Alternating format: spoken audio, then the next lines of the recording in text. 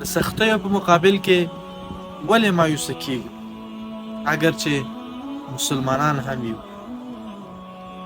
په یو ځای کې مې واورېدل وایي کله چې زمونږ او ستاسو غاښ درد کوي نو ډاکټر ته ورځو او ډاکټر له ټولو نه لومړنی کار چې ترسره کوي هغه ستاسو په وری کې پچکاري کوي چې دا د یو غټ درد سبب ګرځي او له هغه څخه وروسته ډاکټر ستاسو په خوله کې رنګارنګ چړې او اوسپنې کاروي چې دا به تاسو ته واقعا د درد احساس وشي.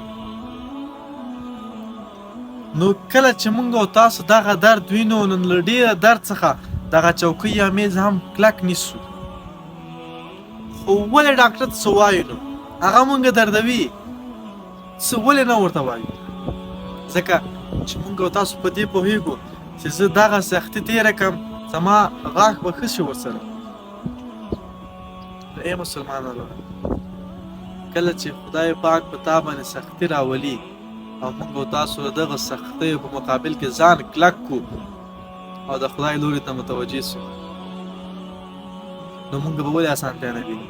هماغه خدای چې په تا باندې سختي راوستی شي په تا اساني هم راوستی شي. خدای پاک له مور او پلار څخه اویا چنده زیات مهربانه ده. هغه وایي چې تاسو زما لور ته راسئ زه به په تاسو باندې ورحمېږم. نو کله هم چې په تاسو باندې سختي او مشکل راځي هغه که د اقتصادي لحاظه وي که د نور غم وي چې وکئ د الله لوري ته ورسئ له هغه څخه یې وغواړئ.